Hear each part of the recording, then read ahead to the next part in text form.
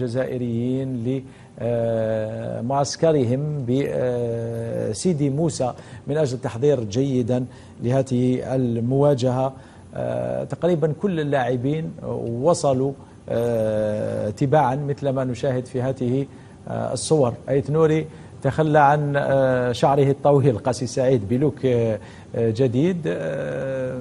شاهدنا أيضا وصول حاج موسى على الصورة، وصول أيضا رياض محرز من العربية السعودية.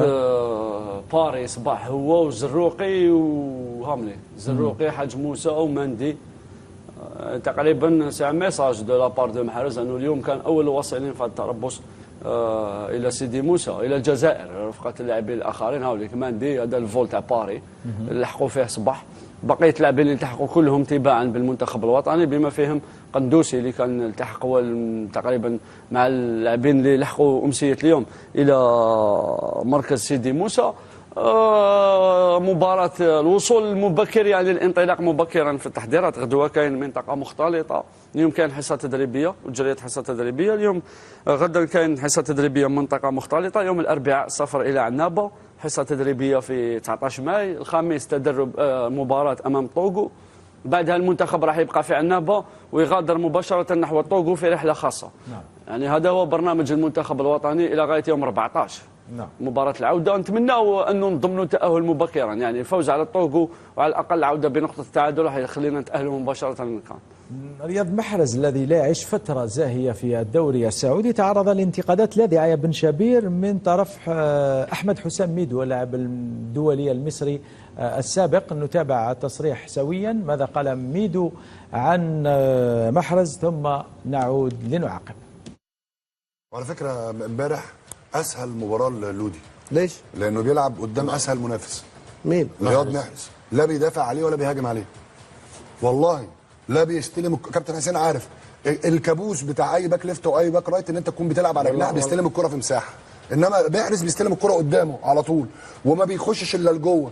اي باك ليفت عنده ب 3 جنيه خبره هيقابله من جوه قفل اللعب عليه، وهو بيهاجم ما بيرجعش معاه. ماتش سهل يعني بالنسبه له مش يعني هو ماتش كبير بس فنيا وكابتن حسين وكابتن محمد عارفين ماتش سهل جدا.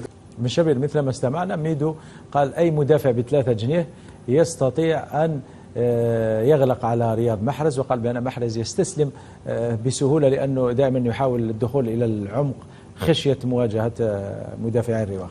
شوف اول من حقي يعني ينتقد ما دام الانتقاد رياضي، ولكن هذه تاع مدافع 3 جنيه يردها للجعبه، لانه اي مدافع في العالم حتى ورياض محرز تراجع مستواه كثيرا ولكن لا زال قادرا على تجاوز اي مدافع في العالم.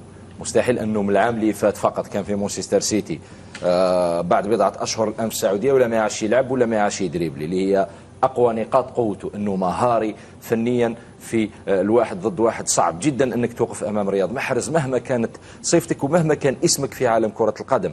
شاهدنا فقط في الموسم الماضي في رابطة ابطال اوروبا امام اتلتيكو مدريد كيفاش تلاعب لودي راهو يدافع عليه هو لودي. نعم لودي برازيلي لودي البرازيلي وقال لودي قابل منافس سهل يقصد رياض محرز، وقال بان رياض لا يهاجم ولا يدافع ويستسلم. نعم. في هذا الحق عنده في هذه محمد عنده الحق. هذا الموسم هجوميا ارقامه سيئه جدا، لم يسجل ولم يصنع.